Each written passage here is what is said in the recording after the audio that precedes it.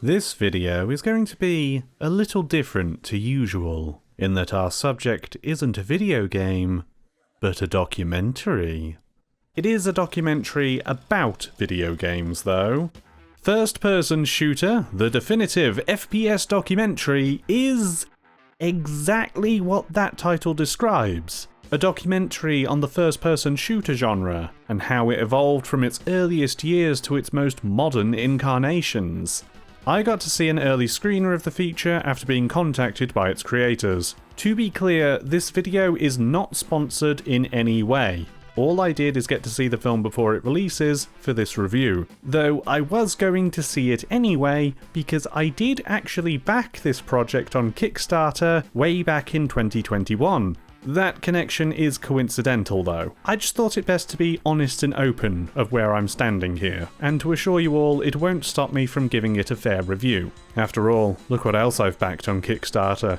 You think that's bad? It's not even the worst one. I backed Goddess! Why the hell did I back Goddess? On topic, the FPS doc, as I'll be calling it from here to keep things brief, seeks to be as definitive as the title declares. It covers games from the very first FPS, Maze War in 1973, all the way up to the newest titles like Doom Eternal, with many, many other games covered in between. The doc is structured by each individual game, driven by interviews with relevant individuals, and there are a lot of people in this documentary. Look at this cast list on the website. I could double this video's length if I just read the names of all the attached talking heads. And it's a variety too. Video game creators and fans alike who tell stories and anecdotes about making and playing these games, giving their thoughts on what made them so special. And despite many of them primarily dealing in pixelated explosions, everyone is a genuine joy to listen to.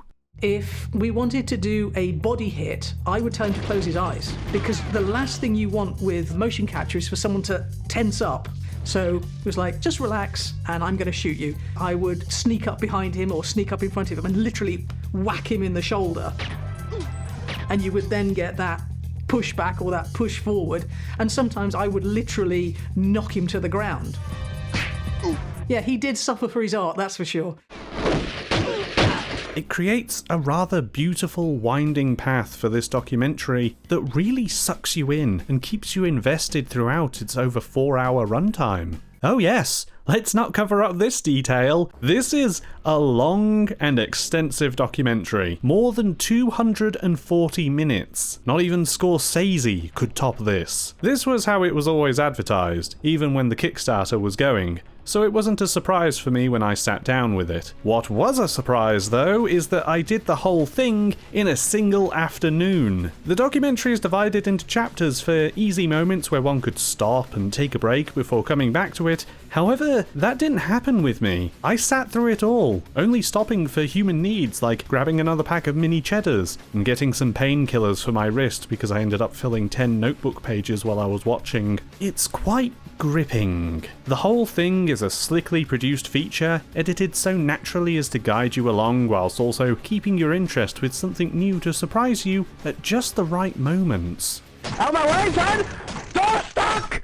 Door stuck! It's a textured experience. At no point during this did it feel like information was simply gliding past me, or that I was zoning out of any particular part, even when we cover games that personally aren't for me. There are hooks that keep me wanting to see what game we would cover next, and what everyone would have to share about it. If the only thing you know about first-person shooter is Doom and Quake and, demons and hell and, blah, blah, blah, and then you have this completely over-the-top character, I think the biggest impression that it made on me was a game like this doesn't have to take itself so seriously, I ain't afraid of no Quake. And I think that's the documentary's strongest point. FPS doc is a celebration of the genre. And because it frames itself by going game by game through the years in a mostly chronological order, we end up weaving quite a beautiful tapestry on the evolution of games, not just in terms of technology, but as an art form, and how we are able to take simple ideas of interactivity and twist them in ways that end up transforming the experience. For example, there's just less than 5 years between the release of Doom and Tom Clancy's Rainbow Six. In just 5 years, we went from Soul Hero collects colored keys and shoots all the demons to progress, to a tactical first-person shooter, where you plan out your missions in advance, order AI squadmates to specific roles to complete set objectives such as saving hostages, in an environment where one shot means death. It's also quite wonderful how the documentary ends up framing this not as a linear progression, but of these games exploring their own avenues. Some wanted to focus on their shooting, others on interacting with the world in an immersive fashion. Some looked towards single-player experiences, others multiplayer, and in many different kinds of multiplayer. Even the narrative-focused games had different ideas about how each should approach the story they wanted to tell. And the documentary is very careful to show no game invalidated another's approach. The ideas they present shouldn't be thrown to the wayside and abandoned just because someone else did something else. Down! Perhaps you should ready more bullets? What's gonna really stand out? To me, it felt like it was gonna be contrast. Contrast in light, contrast in space, and contrast in gameplay. So the room's dark.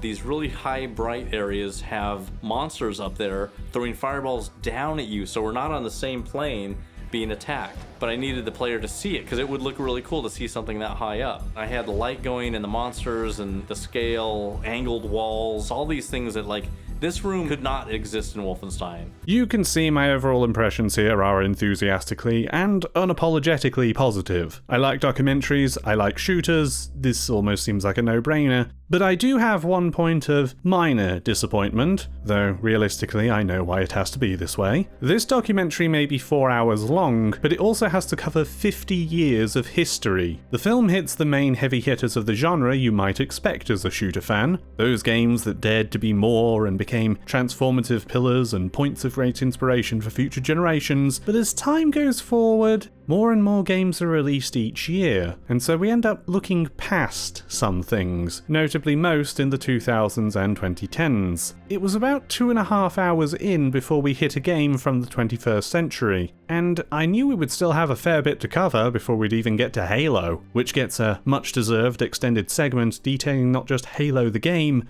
but Halo the cultural phenomenon. It did not start out as a first-person shooter. It actually started out as a strategy game. Why are we letting the AI drive these around? Why don't we start driving it ourselves? That was the very first big step that we took in turning it into something that would somewhat resemble the Halo that we played in 2001. Obviously it covers Battlefield and Call of Duty, and how they ended up changing the gaming landscape forever, especially with Call of Duty 4, but it ends up, somewhat inadvertently, giving the impression that shooters stopped evolving at this time, or at least slowed year by year. And I wouldn't say that is totally the case. There are a few titles I'd think of as indicative of the era that sadly don't make the cut. It's not a total wash. They do bring up Fear, and let me tell you, I was stoked when it brought up Fear, because that's absolutely a great example of twisting genre conventions to create something unique. But there's only a few other points of discussion until we leap forward to the shooter revival brought on by Doom 2016, and indie titles such as Dusk and Ion Fury, and that gear shift can feel somewhat disappointing. But I can also see why this was done. After all, what I'm basically asking for here is the 4-hour documentary to be even longer.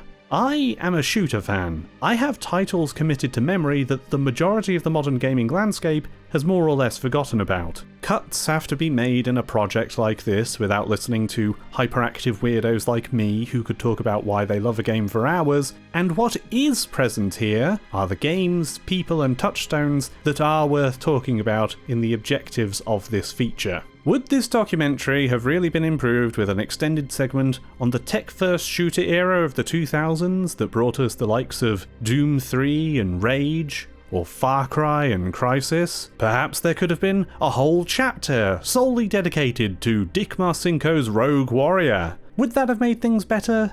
No, I don't think it would. As I said, the documentary is a celebration, and it knows where to go to keep the party going. There are certainly places you can visit to learn more about the subject if it interests you. The documentary is definitely definitive, it succeeds there, but there is always room to learn more. Let me staple on a book recommendation to this review and bring up Masters of Doom, a legendary book that some of you may have already read, and possibly the best, but definitely the most prolific non-fiction work about video games, on the meteoric rise and fall of the classic id Software, from Commander Keen to Quake and beyond. Incidentally, the book's author, David Kushner, is also interviewed in this documentary. They really knew what they were doing here. John Romero has also just released an autobiography of his own called Doom Guy. I haven't read that one yet, it's only just come out, but it's got some good reviews that make it sound worth a look.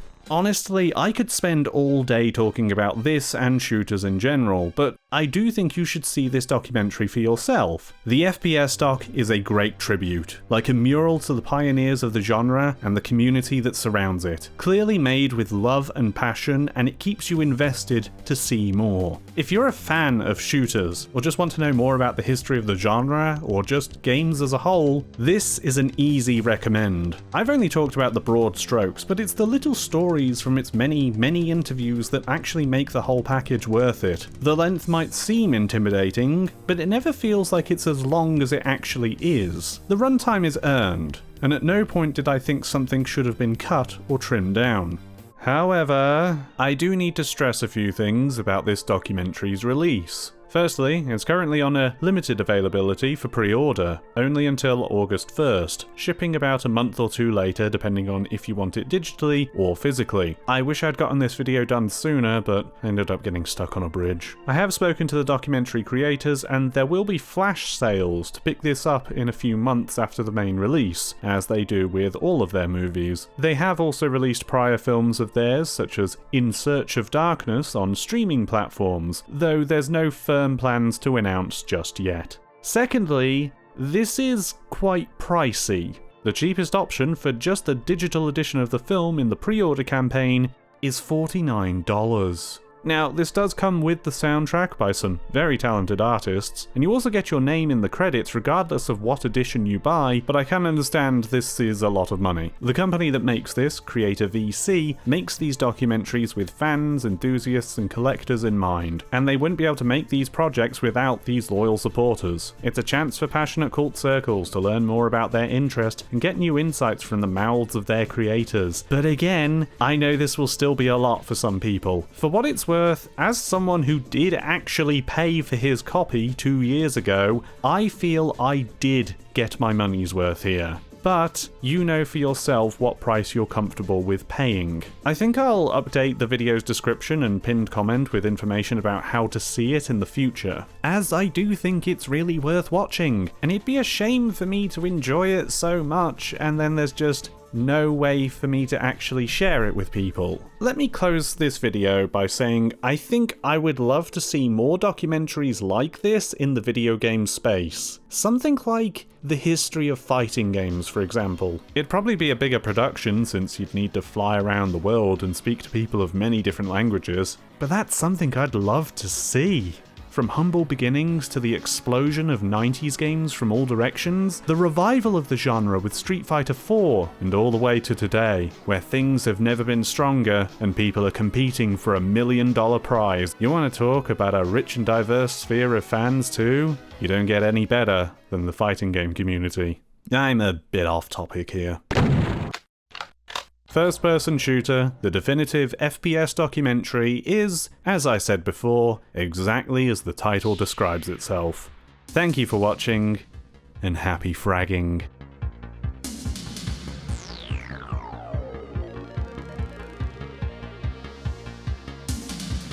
This was a bit different, wasn't it? I'm not against reviewing a movie, but doing this was a surprise even for me. Who knows, maybe I'll do another one in the future. It's not like I've ever been consistent on this channel. Extra special thanks goes to my patrons, supporting me and allowing me to make the videos I want to make. Patrons get access to my update feed, where I talk about what I'm working on, and can ask questions in Q&A segments at the end of videos, which we'll get into right now. What was the first FPS you played? The first FPS I played was a game called Tunnel B1, and if I have any advice, it's to never play Tunnel B1. It's really, really not good, and it is a miracle I played any more FPS games after that. Apparently you can buy it online now? Download it? No, don't do that. Do not play this game. It's not even worth it, ironically. Sometime after that, I played one of the Medal of Honor games. I can't remember which or what platform, before then going on and playing Far Cry. Far Cry sold me on things much better. Also, somehow. It barely ran on my PC, and God, that game was hard. Alright, that's all for now. I'll see you next time.